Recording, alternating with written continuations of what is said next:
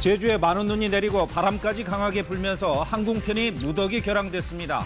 여객선 운항까지 통제되면서 귀경길 차질이 불가피할 것으로 보입니다. 전국에 한파특보가 내려진 가운데 오늘과 내일은 이번 겨울 들어 가장 춥겠습니다. 호남과 제주에는 많은 눈이 내리겠습니다. 설 연휴 마지막 날인 오늘 교통량은 평소 주말 수준으로 예상됩니다. 귀경길 정체는 오전 10시쯤 시작돼 오후 4시쯤 가장 심할 것으로 보입니다. 이란 외무부가 아랍에미리트의 적은 이란이라는 윤석열 대통령의 발언과 관련한 한국 정부의 대응에 대해 실수를 바로잡으려는 의지를 보였지만 충분하지는 않았다고 평가했습니다. 미국 식품의약국 FDA가 코로나19 백신 접종 방식을 해마다 한 번 맞는 방향으로 바꾸자고 제안했습니다. 여러분 안녕하십니까? 화요일 아침 뉴스광장입니다. 네, 연휴 마지막 날입니다. 이제 막바지 귀경길 서두르시는 분들 많으실 텐데 날씨가 많이 추워졌고 일부 지역엔 눈까지 내리고 있어서 귀경길이 쉽지 않아 보입니다. 특히 제주엔 새벽부터 많은 눈이 내리고 강풍도 불고 있습니다. 항공편이 무더기로 결항됐다고 하는데요. 제주 공항에 취재 기자 나가 있습니다. 김가람 기자, 귀경객들이 큰 불편을 겪을 것으로 보이는데 현재 상황 어떻습니까? 네, 그렇습니다. 제가 지금 나와 있는 제주국제공항은 매우 강한 바람과 함께 눈발이 간간히 날리고 있습니다. 현재 급변풍특보와 강풍특보도 내려져 있는 상태입니다. 오늘 제주국제공항을 출발할 것으로 예정된 항공편은 모두 230여 편입니다. 이 가운데 대한항공이 모든 항공편에 대해 사전 결항을 결정한 것을 비롯해 이 70%에 가까운 항공편이 어제 저녁 사전 결항하기로 했습니다. 이로 인해 약 3만여 명의 발이 묶였는데요. 이 궂은 날씨가 이어지는 만큼 오후에도 추가 결항이 이어질 것으로 한국공항공사는 내다보고 있습니다. 제주 모든 해상에도 풍랑 경보가 내려지면서 여객선 운항이 전면 통제됐습니다. 설 연휴 마지막 날인 만큼 귀경객들이 많아 이 불편이 이어질 것으로 보이는 가운데 운항 정보를 미리 확인한 뒤 공항과 항만으로 이동하시는 게 좋겠습니다. 한편 제주 전역에 대설특보가 내려진 가운데 현재까지 한라산 어리목에 6cm 넘는 눈이 새로 내려 쌓였고 한라산 입산도 전면 통제됐습니다. 제주지방기상청은 내일까지 산지에 많게는 70cm 이상, 중산간 30cm 이상, 해안 지역에도 5에서 20cm의 적설량을 기록할 것으로 내다보고 있습니다. 또 제주 전역에는 올 들어 첫 한파특보도 발효됐는데요. 이에 따라 제주도는 비상 1단계 근무에 들어가는 한편 교통 안전과 시설물 사고에 각별히 주의해 줄 것을 부탁했습니다. 지금까지 제주국제공항에서 KBS 뉴스 김가람입니다. 네, 이렇게 설 연휴 막바지에 한파와 강풍 그리고 많은 눈까지 겹쳤습니다. 내일까지 궂은 날씨가 이어진다고 하는데요. 날씨 알아보겠습니다. 자, 최현미 캐스터, 먼저 귀경길 눈 상황 어떻습니까? 네, 북쪽에서 내려온 차가운 공기가 상대적으로 따뜻한 바다 위를 지나면서 눈구름대가 발달했습니다. 현재 호남과 제주도, 울릉도 독도에서 눈이 내리고 있는데요. 앞으로 눈발은 점점 더 굵어지겠습니다. 특히 강하고 많은 눈이 예상되는 호남 서부와 제주도, 울릉도 독도에는 대설특보가 내려졌습니다.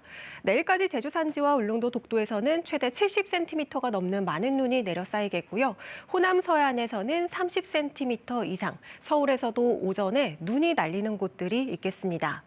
여기에 바람도 강하게 불겠습니다. 현재 모든 해안가에는 강풍특보가, 해상에는 풍랑특보가 내려졌는데요. 하늘길과 바닷길 이용하신다면 미리 운항 정보를 잘 확인해 주셔야겠습니다. 밤사이에는 기온도 큰 폭으로 떨어졌습니다. 현재 철원의 기온이 영하 17도, 서울은 영하 15.2도에 찬바람이 더해지면서 체감온도는 무려 영하 24도까지 곤두박질했고요. 남부지방에서도 강추위가 이어지고 있습니다. 한낮에도 종일 추위는 계속되겠습니다. 서울의 낮 기온이 영하 12도에 머물겠고 대전은 영하 9도, 대구 영하 7도, 부산도 영하 4도 등 중부지방은 영하 10도 안팎, 남부지방은 영하 5도 안팎의 낮 기온이 예상됩니다. 내일 아침은 서울의 기온이 영하 18도까지 떨어지면서 이번 강추위가 절정에 달하겠습니다. 오후의 기온은 잠시 오르겠지만 주 후반에 다시 기온이 내려가면서 날이 추워지겠고요. 목요일에는 중부와 전북 지역에서 눈이 내리겠습니다. 날씨 전해드렸습니다. 네, 고속도로에도 새벽부터 귀경을 서두르는 차량이 늘고 있습니다. 오늘 교통량은 평소 주말 수준이 될 것으로 예상되는데 앞서 보신 것처럼 눈 내리는 지역이 있습니다. 안전운전하시기 바랍니다. 도로 상황 살펴보겠습니다. 자, 차주아 기자, 지금 교통 상황은 어떻습니까? 네, 어젯밤까지 일부 구간에 귀경길 교통 정체가 이어졌지만 새벽부터 도로 흐름이 원활해졌는데요. 실시간 고속도로 CCTV로 현재 교통 상황 확인해 보겠습니다. 경부고속도로 남청주 나들목 주변입니다. 새벽까지 드문드문 보이던 차량이 조금씩 늘고 있는데요. 아침이 되면서 서울 방향으로 향하는 차들이 점차 많아져 막바지 귀경길에 오른 차량이 증가하는 모습을 보이고 있습니다. 이어서 경부고속도로 천안나들목 주변 살펴보겠습니다. 이곳 역시 아직까지 서울과 부산 양방향 모두 도로 흐름이 원활하지만 서울 방향 도로로 유입되는 차량이 많아지고 있습니다. 가로등 아래로 도로에 눈이 쌓이는 모습이 보이는데 사고 우려 없도록 각별히 유의해서 운전하셔야겠습니다. 이어서 서해안선 사포 2교입니다. 눈발이 세차게 날리는 도로 위로 이따금씩 차량 불빛들이 보이는데요. 서울과 목포 방향 모두 아직까지 차량 흐름이 원활합니다. 설 연휴 마지막 날인 오늘 전국 교통량은 432만 대로 예상됩니다. 막바지 귀경 차량으로 교통량은 평소 주말 수준으로 혼잡하겠고 귀성 방향은 비교적 원활할 것으로 예상합니다. 귀경길은 오늘 오전 10시쯤 정체가 시작돼 오후 4시쯤 가장 극심할 것으로 예상됩니다. 버스 전용 차로는 오늘 오전 7시부터 다음 날인 내일 새벽 1시까지 운영되니 운행에 주의하셔야 합니다. 지금까지 사회부에서 전해드렸습니다. 아랍에미리트의 적은 이란이라는 윤석열 대통령의 발언과 관련해 이란 외무부는 실수를 바로잡으려는 한국 정부의 의지가 보였지만 조처가 충분하지 않다고 밝혔습니다. 양국이 대사를 맞춰치한 뒤 처음으로 나온 이란 측의 반응입니다. 박민경 기자가 보도합니다. 이란 외무부는 아랍에미리트의 적은 이란이라는 윤석열 대통령 발언과 관련해 한국 정부의 대응을 일정 부분 평가하면서도 불충분한 조치였다고 주장했습니다.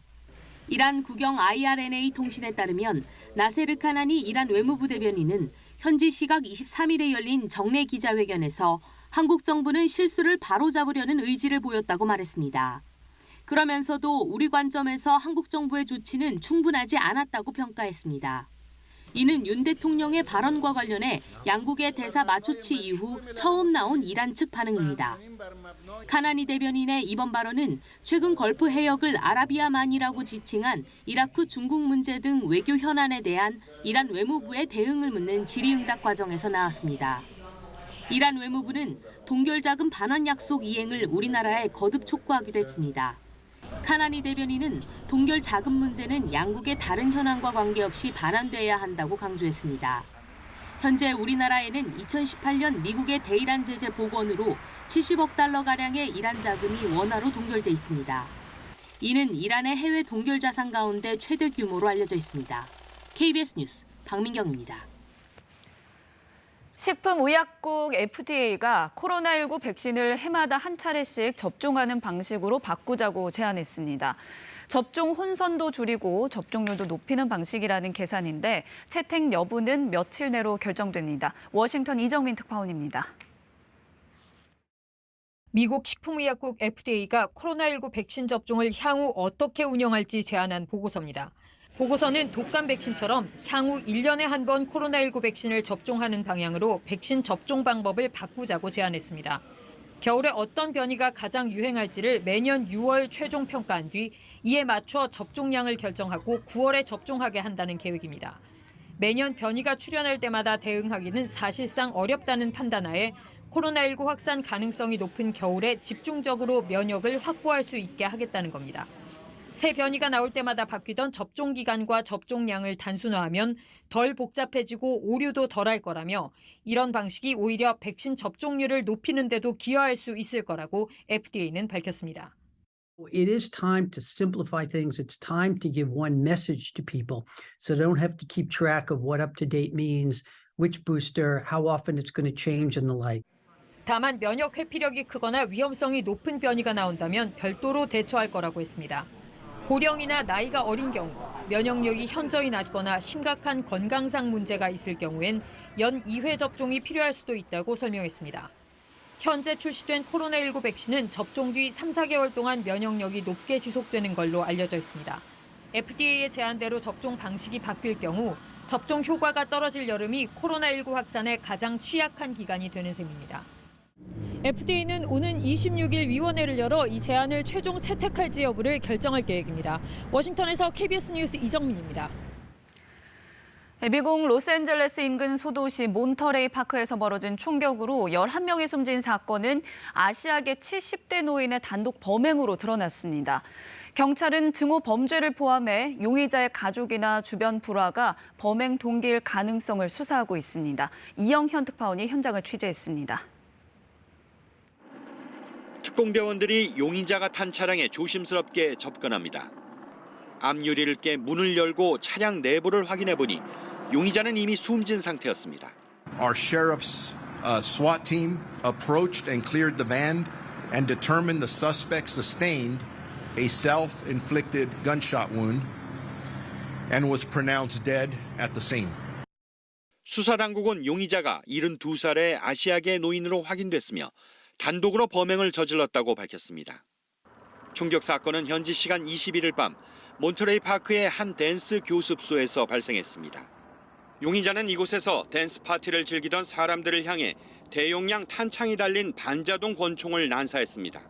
10명이 현장에서 사망하고 병원에서 치료받던 1명이 추가로 숨져 희생자는 11명으로 늘었습니다. 사건이 발생한 몬터레이 파크시는 아시아계가 65%를 차지하며 특히 중국인의 비율이 높은 곳입니다. 용의자는 범행 직후 옆 동네의 또 다른 댄스 교습소에 난입해 2차 범행을 시도했으나 총기를 빼앗겨 달아난 것으로 드러났습니다. The suspect went to the Alhambra location after he conducted the shooting and he was disarmed by two community members who I consider to be heroes. 사건 초기 증오 범죄 가능성이 제기됐지만 경찰은 용의자 개인의 원한이나 주변과 불화가 범행 동기일 가능성도 수사하고 있습니다. 조 바이든 미국 대통령은 희생자들에 대해 애도의 뜻을 표하고 26일까지 미국 내 모든 공공건물의 조기 개양과 연방정부 차원의 지원을 지시했습니다. LA 카운티 몬터레이 파크에서 KBS 뉴스 이영현입니다. 폴란드가 주력 전차의 우크라이나 공급 승인을 독일에 공식 요청할 계획이라고 밝혔습니다. 마테우슈 모라비에츠키 폴란드 총리는 현지 시간 23일 우크라이나에 탱크를 공급하기 위한 폴란드 주도 국가연합이 성과를 내고 있다면서 독일이 여기에 속하지 않아도 국가연합 차원에서 독일의 승인 없이 레오파드2 탱크를 우크라이나에 공급할 거라고 밝혔습니다. 제3국이 레오파드2 탱크를 수출하려면 해당 탱크 제조국인 독일의 승인을 받아야 하는데 이와 관련해 독일 정부는 요청이 들어오지 않은 상태라며 독일 정부 내 결정은 아직 없다고 설명했습니다. 유해 성분이 든 기침용 실험 약품을 먹고 급성 신장 질환을 일으킨 사례가 7개국에서 보고됐고 사망 아동 수가 300명 이상인 것으로 나타났습니다. 세계보건기구 WHO는 현지 시간 23일 성명을 통해 이같이 밝히면서 문제의 실험 약품을 유통망에서 걸러내고 감시 강화 등 긴급 조치를 회원국에 촉구했습니다. WHO는 감비아에서 사망자가 발생한 후 인도의 메이든 제약사가 제조한 유해물질 함유 시럽 제품 4종의 유통 금지를 권고했는데도 인도네시아, 우즈베키스탄 등에서 사망자가 발생했다고 설명했습니다. 네, 폐지를 모아 생계를 이어가는 노인분들이 적지 않죠. 그런데 가뜩이나 헐값인 폐지 가격이 최근 더 떨어졌습니다. 노인들이 생계를 위협받을 정도입니다. 가격이 너무 떨어져서 아예 폐지 수거 자체가 안 되는 이른바 폐지 대란이 올 수 있다는 우려까지 나오고 있습니다. 김민혁 기자가 취재했습니다. 10년 넘게 폐지를 주워온 이익은 할아버지는 이번 겨울이 유독 춥습니다. 2시간을 돌아 얻은 이날의 첫 수확, 1,800원이 전부였습니다. 많이 떨어졌죠. 그게 키로에 100원까지 했어요. 근데 지금은 40원밖에 안 줘요. 쉴 틈도 없이 다시 움직이는 수레. 차가 다니는 좁은 골목을 가까스로 피해갑니다. 한나절 꼬박이라도 5,000원 벌기가 쉽지 않습니다. 한 번씩 국수를 사 먹거든요. 네. 이게 4,000원이야. 받아버려. 길 가다 우연히 큰 박스 더미를 만났습니다. 그나마 운 좋은 날에 속합니다. 기름값이나 하고 이렇게 했는데 네. 이제 그냥 드리는데. 100kg 싫어요. 4,000원인데 네. 100kg를 굳이 줘. 100kg. 간혹 실랑이가 벌어지기도 합니다. 아저씨! 1,000원, 2,000원에 허리가 휘는 고단한 날들의 연속입니다. 이거 하루 일당 하는 거야. 가야지 이제. 고물상엔 오늘도 노인들 발길이 이어집니다. 이들이 주워오는 건 가장 낮은 가격대의 폐지, 즉 박스를 만드는 골판지입니다. 풀어도 못 풀어도 한 5,000원씩 3번 갖다 줘야 한 통 갖다 줄까 어떨 거야. 속이 타는 건 고물상도 마찬가지입니다. 폐지를 가져오셨을 때 줄 수 있는 금액 자체가 10원밖에 안 올라가는데 저희가 100원 더 드릴 수는 없잖아요. 고물상은 이 폐지들을 모아 압축장으로 보내는데 요즘은 물량 초과라 쌓아둘 공간조차 부족합니다. 새로 가면은 같지도 않아요. 쌓을 데가 없다 그래요. 예전에 10덩어리 가져가면 지금 한 4덩어리 정도씩 안 가져가요. 상황이 이렇다 보니 폐지를 따로 보관해주는 비축창고까지 생겨났습니다. 지난해 문을 연 이곳엔 제지업체 4곳에서 맡긴 폐지 9,000톤가량이 쌓여 있습니다. 그러나 맡긴 걸 되찾아간 업체는 아직 없습니다. 눌려서 이렇게 무너질 경우가 있기 때문에 네. 안전상의 이유로 4단 이상 쌓지 않고 있습니다. 저는 전부 다 꽉 찼다고 보시면 될 것 같습니다. 수거 노인부터 고물상, 압축상, 제지업체로 이어지는 업계 전반이 요즘 크게 흔들리고 있습니다. 경기 침체와 함께 해외 수출길마저 좁아지면서 줄줄이 가격이 내려가고 있기 때문입니다. 환경공단이 집계한 지난달 골판지 폐지 값은 킬로그램당 85원, 1년 새 반토막 수준이 됐습니다. 가정에서 나오는 폐지가 갈 곳이 없게 됩니다. 그러면 전체적으로 폐지 재활용이 다 막혀버리는 거기 때문에 사람으로 따지면 뭐 동맥경화가 되는. 폐지값 하락이 노인들의 생계뿐 아니라 환경 문제로까지 이어질 수 있는 이유입니다. 국내에서는 이미 2018년 한 차례 폐지 수거 대란이 벌어진 바 있습니다. KBS 뉴스 김민혁입니다. 전세 사기 피해가 잇따르면서 국회에선 이른바 빌라왕 방지법이 30여 건이나 발의됐습니다. 온갖 방안들이 제시되고 있는데 관건은 실효성입니다.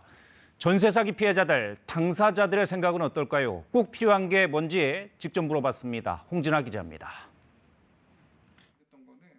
1년여 전 2억 1천만 원의 빌라를 전세로 얻은 회사원 이모 씨.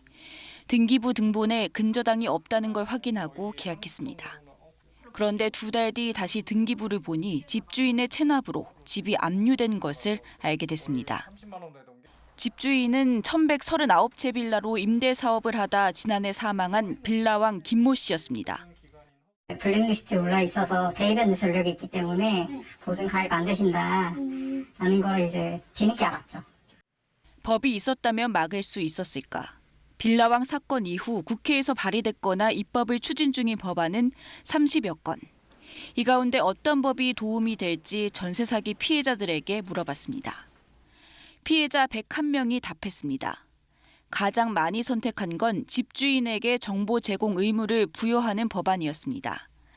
표준 임대차 계약서 사용을 의무화해 선순위 담보권과 세금 체납, 보증보험 가입 정보를 명시하게 하고 임대인이 중간에 바뀌면 다시 동일한 정보를 제공하도록 하는 내용입니다.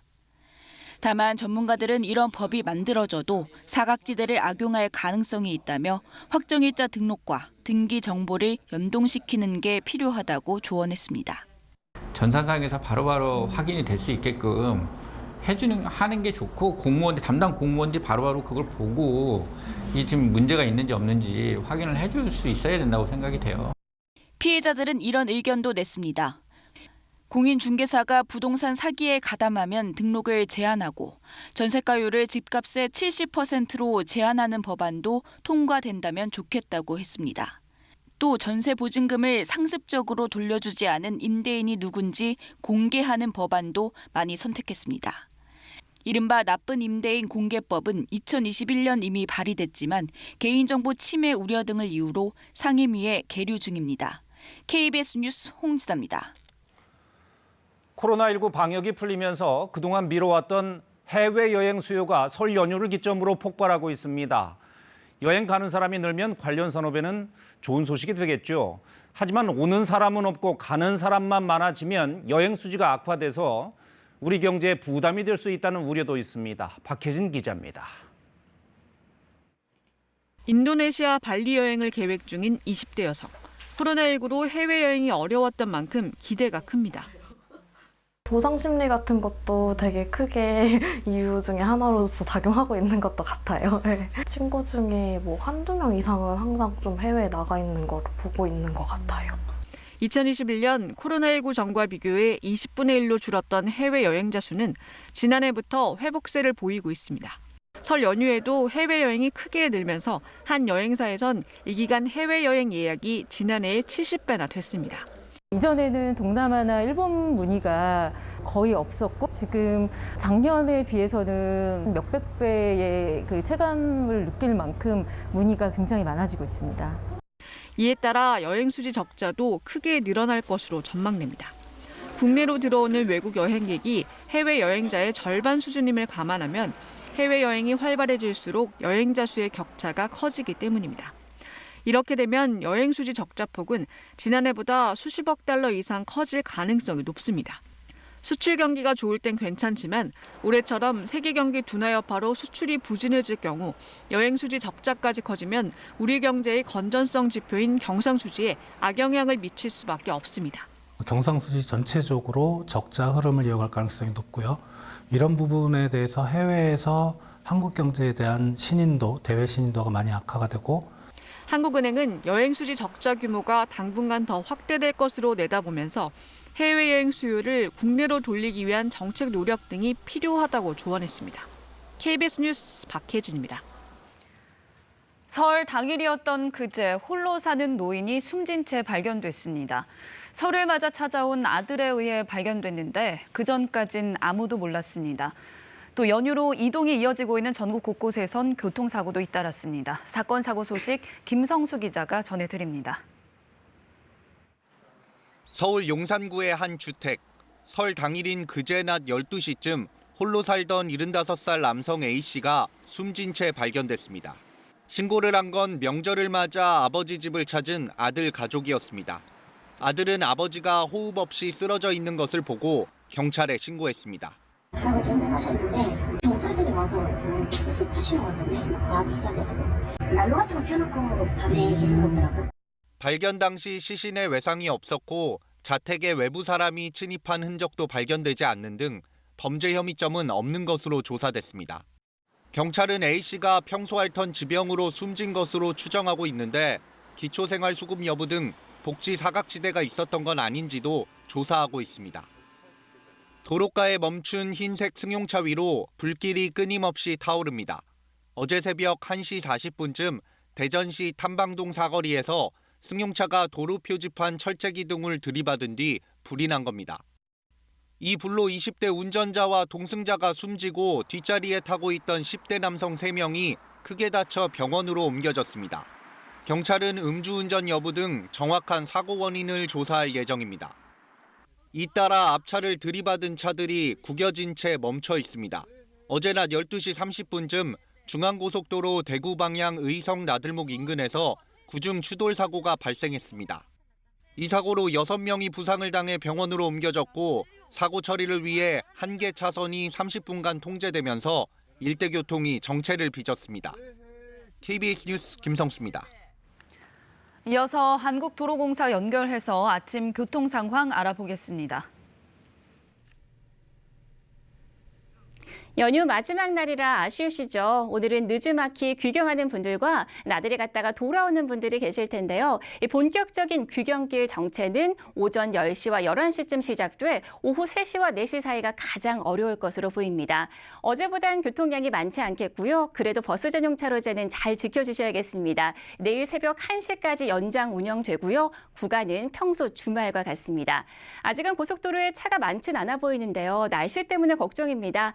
강추위 속에 호남 서해안을 중심으로 많은 양의 눈이 예보돼 있죠. 이미 길이 젖어 있는 곳들이 보여서 속도를 충분히 줄여 사고를 예방해 주시기 바라고요. 이렇게 가시거리가 짧은 곳들도 확인이 되고 있습니다.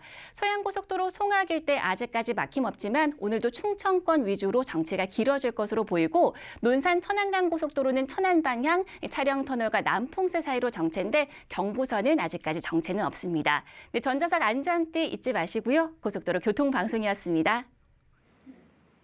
밤사이 내려온 찬 공기의 기온이 큰 폭으로 떨어졌습니다. 현재 철원의 기온이 영하 17도, 서울은 영하 15.2도에 찬바람이 더해지면서 체감온도는 영하 24도까지 곤두박질했고요. 남부지방에서도 강추위가 이어지고 있습니다. 추위 속에 현재 호남과 제주도, 울릉도 독도에서는 눈이 내리고 있습니다. 앞으로 강하고 많은 눈이 예상되는 호남 서부와 제주도, 울릉도 독도와 세종에는 대설특보가 내려져 있습니다. 내일까지 제주도 산지와 울릉도 독도에서는 최대 70cm가 넘는 많은 눈이 내려 쌓이겠고요. 호남 서해안에서도 30cm 이상의 눈이 예상됩니다. 서울 등 수도권에서는 오전에 눈이 날리는 곳들이 있겠습니다. 여기에 강한 바람까지 동반되겠습니다. 현재 모든 해안가에는 강풍특보가, 해상에서는 풍랑특보가 내려졌습니다. 오늘 눈이 내리지 않는 지역에서는 하늘에 가끔 구름만 지나겠고요. 동쪽 곳곳으로는 건조특보가 내려져 있어서 불조심하셔야겠습니다. 오늘 낮 기온을 살펴보면 서울은 영하 12도, 대구 영하 7도 등 중부지방은 영하 10도 안팎에 머물겠고 남부지방은 영하 5도 안팎이 되겠습니다. 바다의 물결은 모든 해상에서 최고 5에서 6m로 매우 거세게 일겠습니다. 내일은 서울의 아침 기온이 영하 18도까지 떨어지는 등 이번 강추위가 절정에 달하겠고요. 목요일에는 중부와 전북 지역에서 눈이 오겠습니다. 날씨 전해드렸습니다. 네, 우리 사회의 해묵은 문제이기도 하고 갈수록 심각해지는 당면 과제이기도 한 난제가 하나 있습니다. 바로 남아도는 쌀 문제입니다. 소비가 줄면서 양곡 창고가 이미 가득 들어찬 상태입니다. 이렇게 남는 쌀을 해마다 정부가 반드시 사들이도록 하는 양곡관리법 개정을 두고 여야가 충돌하고 있는데요. 그렇다면 이 법이 우리 농촌 현실에는 어떤 영향을 끼칠지 박진수 기자가 따져봤습니다. 이 농부는 콩농사에 도전했다가 2년 만에 다시 쌀농사로 돌아왔습니다. 수확, 팔곡, 판매 과정까지 보면은 별걸 다 기계화가 돼 있고 100%도 수매를 해주기 때문에 그것이 굉장히 편리하고 높은 기계화율과 상대적으로 안정적인 소득, 고령화된 농촌에 쌀은 가장 쉬우면서도 합리적인 선택입니다. 이런 이유로 농민 절반 이상이 쌀농사를 짓고 있고 덕분에 최소한의 식량 자급률도 지킬 수 있습니다. 법을 고쳐 정부가 쌀값 관리에 더 신경 써야 한다는 논리 가운데 하나입니다. 식량이 무기화라는 얘기를 많이 하고 있지 않습니까? 이게 국가 경제에 굉장히 큰 악영향이 줄 수 있을 것이다라는 입장 하에 식량 안보, 쌀의 자급률을 향상시켜 나가야 된다라는. 문제는 급감하는 쌀 소비량입니다. 쌀 재배 면적이 줄어드는 속도보다 훨씬 빨라서 쌀은 갈수록 더 많이 남고 있습니다. 이미 양곡 창고는 가득 차 있고 보관비만 한 해 900억 원 넘게 들어갑니다. 정부에서 공공비 준비를 많이 해서 이렇게 많이 있는 거죠. 한 동에 한 800만 원? 월. 이런데도 정부는 지난해 공공비축을 위한 매입 외에 쌀값 안정을 위해 1조 원어치를 샀습니다. 법이 개정되면 더 사야 하는데 2030년에는 이 비용이 4천억 원 더 느는 반면 쌀값은 오히려 5% 넘게 떨어진다는 전망도 나옵니다. 돈만 더 들 뿐 농가 소득에도 도움이 안 된다는 겁니다. 과잉 물량을 다 빼줘도 쌀 소비가 감소하는 부분이 상당히 크기 때문에 높은 수준이긴 하지만은 거기에서 조금씩 가격이 떨어지는 거죠. 달라진 소비 추세에 맞춰 쌀 중심 농업 구조를 어떻게 바꿀지 고민을 더 해야 하는 시점입니다. KBS 뉴스 박진수입니다.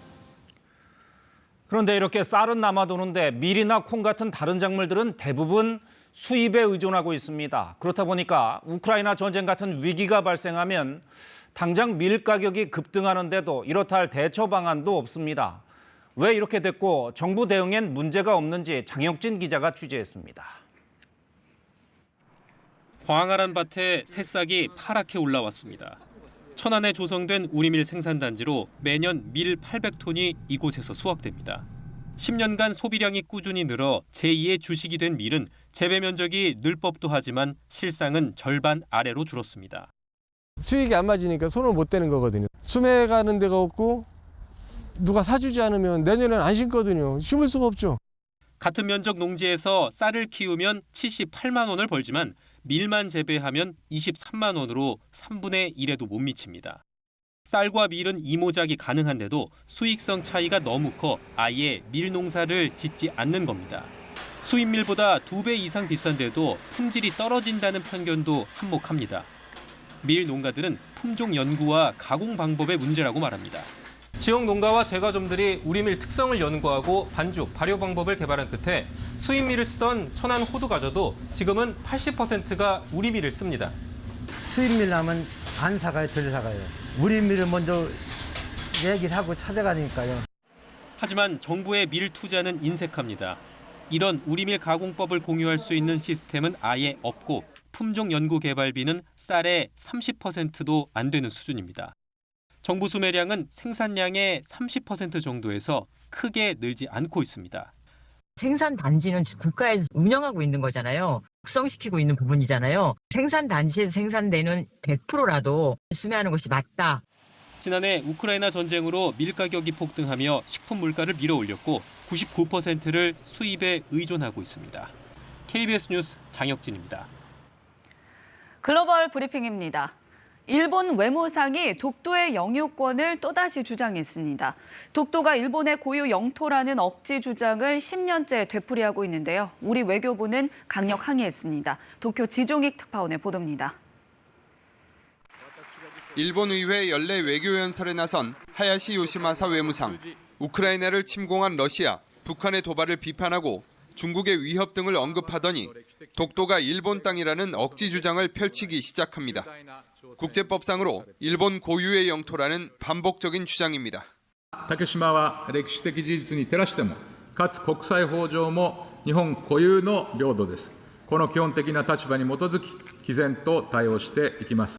기시다 후미오 총리가 외무상이던 2014년 외교연설부터 10년째 일본 외무상의 독도 망언이 되풀이된 겁니다.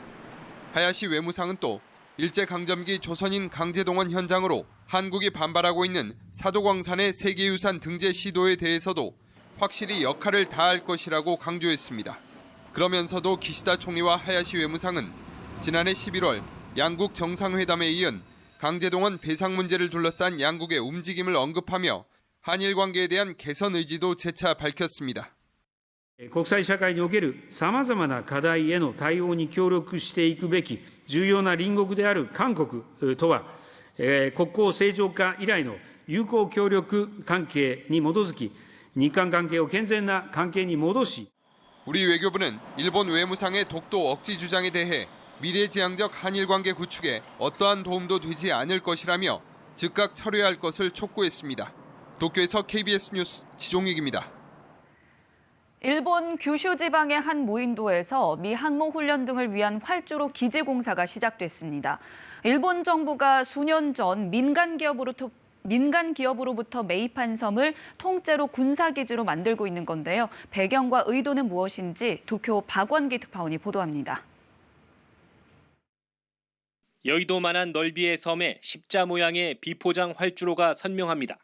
일본 정부가 2019년 민간 기업에게서 사들인 마게시마라는 무인도인데 최근 이곳에 활주로와 자위대 기지를 짓는 공사가 시작됐습니다. 米空母がアジア太平洋地域で恒常的に活動する上で不可欠な艦載機の着陸訓練を実施するための施設でもあります。 완공되면 미 항모 함재기의 이착륙 훈련 장소가 이곳으로 바뀌면서 중국과 타이완 해협엔 훨씬 가까워지고 난세이제도 방어를 위한 자위대의 활동 거점으로 활용될 수도 있습니다.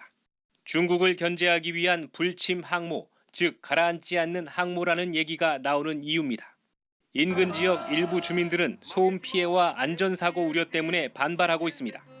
地元を無視して馬毛島基地建設ありきでですねことを進めるこの防衛省あるいは国のやり方に対して怒りを持ってですね抗議をしたいと。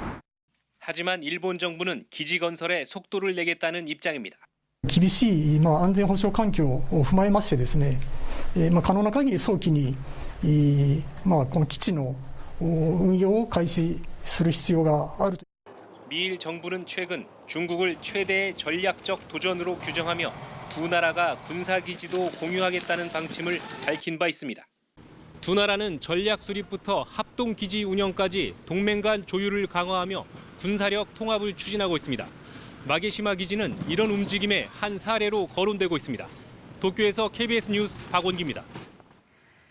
지난 여름 전례 없는 폭염과 홍수로 몸살을 겪었던 유럽이 이번엔 역사적으로 가장 더운 겨울을 맞고 있습니다. 눈이 내리지 않아 스키 월드컵 대회가 취소될 정도인데요. 기상 전문가들은 기후 변화로 이 같은 기상 이변이 잦아질 거라고 경고하고 있습니다. 파리 유원중 특파원입니다. 눈이 무릎 높이 이상 쌓여 있어야 할 스키장 곳곳이 잔디밭입니다. 스키의 본고장 알프스에서도 스키를 타려면 산 중턱 이상 위로 올라가야 합니다.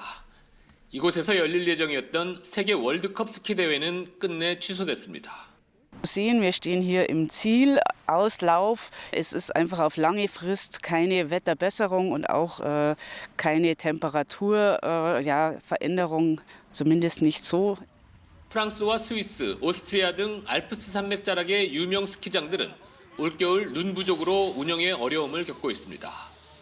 반면 이상 고온으로 산 정상 부근에선 눈사태가 발생해 오스트리아에선 스키 선수 3명이 부상을 입었고 몽블랑 산행을 하던 영국 관광객 1명이 사망하는 일도 발생했습니다. Alp region, there is artificial snow, but if you see in the Balkan region, until today most of the ski resorts they didn't open. 1월 초 낮 기온이 섭씨 20도를 넘기자 스페인 남부 해변에는 사람들이 일광욕을 즐깁니다. 바다에 몸을 던진 이들도 보입니다. 영국은 지난해 연평균 기온이 섭씨 10도를 넘겨 역사상 가장 더운 해로 기록됐고 스페인 빌바오 지역의 1월 기온이 섭씨 25.1도를 기록한 것도 처음 생긴 일입니다. The summer for Europe was the warmest on record, so there's kind of a seasonal record broken. Then there were a number of heat waves where, for instance, the temperature of 40 degrees was reached for the first time ever in the United Kingdom. 지난 여름 폭염과 산불, 홍수로 몸살을 앓았던 유럽이 올겨울에는 사상 최고 수준의 따뜻한 기온을 기록하면서 기후변화를 온몸으로 겪고 있습니다. 파리에서 KBS 뉴스 유원중입니다. 네, 배추 생산량이 늘면서 수확을 포기하는 농가가 늘고 있다는 소식을 전해드린 적이 있는데요. 이렇게 판로가 막혀 버려지던 배추로 만든 이른바 못난이 김치가 인기를 끌고 있다고 합니다. 품질도 괜찮고 가격도 저렴해서 효자 상품이 되고 있다고 합니다. 이규명 기자의 보도입니다. 들녘에 얼어붙은 배추가 질비합니다. 풍년으로 산지 가격이 반토막 나자 농민들이 수확을 포기했습니다. 절망적인 상황에서 반가운 소식이 들려왔습니다. 판로를 찾지 못하거나 상품성이 떨어지는 배추를 충청북도의 제안으로 지역의 가공업체들이 사들여 김치 생산을 시작했습니다. 못난이 배추라고도 하는데 실질적으로 해서 먹어보면은 상품성 있는 배추보다 그 배추가 더 맛있어요. 이른바 충북산 못난이 김치는 시장에서 돌풍을 일으키고 있습니다. 출시 한 달도 안 돼 시범 생산한 30톤이 순식간에 팔렸습니다. 전국 유통망을 갖춘 슈퍼마켓에서 100톤을 판매 중인 가운데 해외 수출도 성사됐습니다. 일반 김치 못지않은 품질에 가격도 저렴하기 때문입니다. 저희가 최소한의 생산에 대한 생산 비용만 들여서 소비자들한테 기존에 있는 제품들보다 한 30%가량 싸게 일단은 제공할 수 있는. 자치단체는 다양한 농특산물을 활용한 또 다른 못난이 상품을 준비하고 있습니다. 똑바르지 않게 약간 삐뚤하게 생긴 그런 과일들도 많이 있어서 앞으로 그런 쪽으로도 우리가 못난이 시리즈를 개발해서 확대해 나갈 생각입니다. 위기 상황 속에서 빛난 못난이 마케팅이 어려워진 경제 상황 속에서 농민과 농산물을 지키고 소비자의 부담도 덜어주고 있습니다. KBS 뉴스 이규명입니다.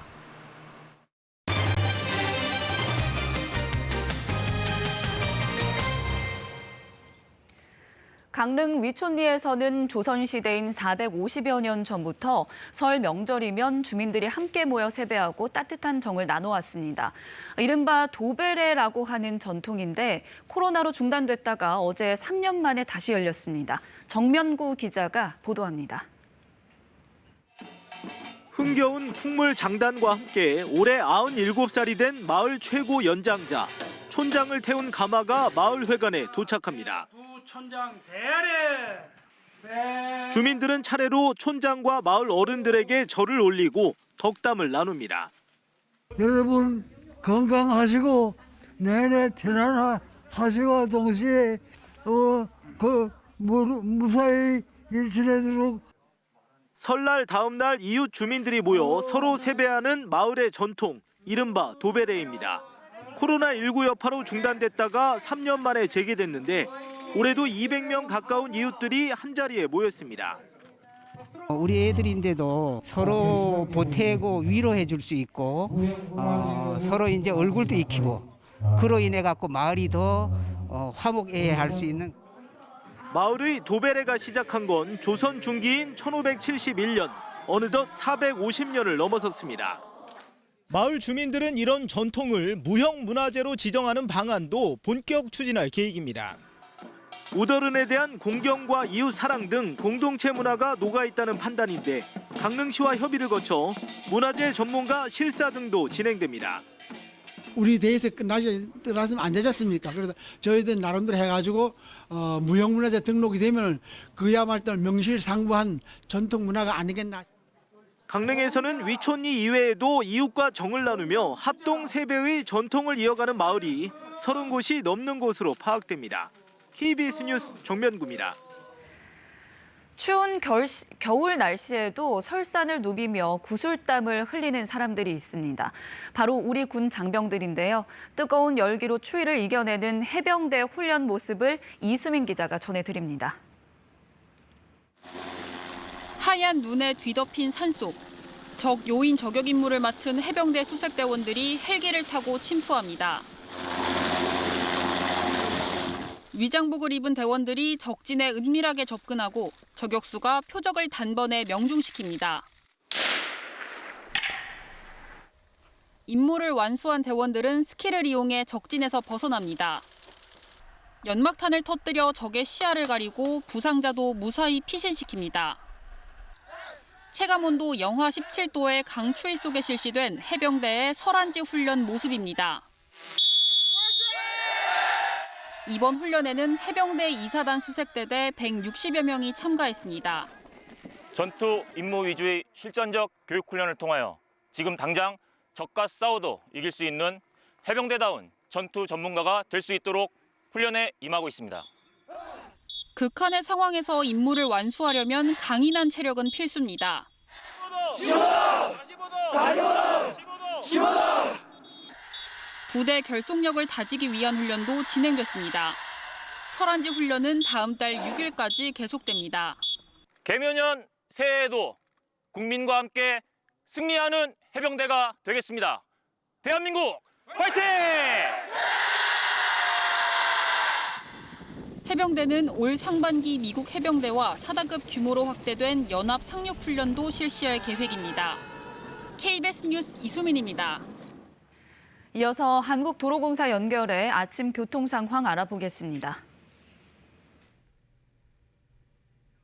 연휴 동안 사랑하는 가족들과 좋은 시간 보내셨나요? 오늘은 집으로 돌아오는 차들이 많겠는데요. 이 본격적인 귀경길 정체는 오전 10시와 11시쯤 시작돼 오후 3, 4시 때가 가장 혼잡할 것으로 보입니다. 그래도 어제보단 수월하겠고요. 이번 연휴 고속도로 통행료가 면제되고 있죠. 오늘 밤 12시까지 고속도로에 진입하면 통행료를 면제받으실 수 있고요. 이용 방법은 평소와 동일합니다. 호남권에서 올라오신다면 조금 서둘러 나오시는 건 어떨까요? 이 추운 날씨 속에 많은 양의 눈 예보가 있어 걱정입니다. 이미 길이 젖어 있는 곳들이 보이는데요. 날씨를 확인하고 월동 장비로 챙겨 나오시는 게 좋겠습니다. 지금 서해안선의 교통량은 많지 않아 보이지만 오늘도 충청권 위주의 정체가 예상되고요. 논산 천안간 고속도로는 천안 방향 차량 터널과 남풍새 사이로 정체인데 여기도 길이 좋지 않아 안전운전에 신경 써주셔야겠습니다. 경부고속도로는 신탄진 일대 포함해 전 구간 아직은 수월한 모습입니다. 전자석 안전띠 잊지 마시고요. 고속도로 교통방송이었습니다.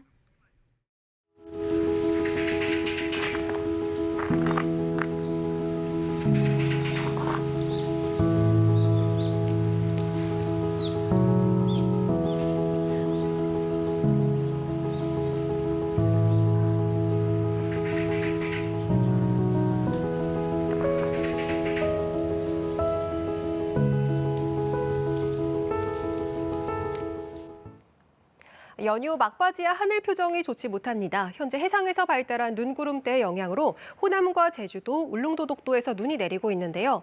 앞으로 눈발은 점점 더 굵어지겠습니다. 특히 강하고 많은 눈이 예상되는 호남 서부와 세종, 제주도와 울릉도 독도에서는 대설특보가 내려졌습니다. 내일까지 제주도 산지와 울릉도 독도에서 최대 70cm가 넘는 많은 눈이 내려 쌓이겠고요. 호남 서해안에서도 30cm 이상의 눈이 예상됩니다. 여기에 바람까지 강하게 불겠습니다. 현재 모든 해안가에는 강풍특보가, 해상에는 풍랑특보가 내려졌습니다. 밤 사이에는 기온도 큰 폭으로 떨어졌는데요. 현재 철원의 기온이 영하 17.9도, 서울은 영하 15.9도에 체감온도는 영하 25도 선까지 곤두박질했습니다. 한낮에도 기온은 서울이 영하 12도에 머물겠고요. 대구 영하 7도, 대전 영하 9도 등 중부지방은 영하 10도 안팎, 남부지방은 영하 5도 안팎이 되겠습니다.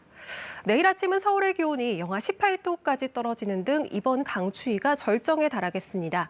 오후의 기온은 잠시 오르겠지만 주 후반에 다시 날이 추워지겠고요. 목요일에는 중부와 전북 지역에서 눈이 오겠습니다. 날씨 전해드렸습니다. 네, 아쉽지만 이제 일상으로 돌아갈 채비를 하셔야 할 시간입니다. 그런데 궂은 날씨에 교통 상황이 안 좋아서 걱정입니다. 집으로 돌아가는 길, 빙판길은 없는지 잘 살피시면서 안전운전 하시길 바랍니다. 뉴스 마치겠습니다. 여러분 고맙습니다.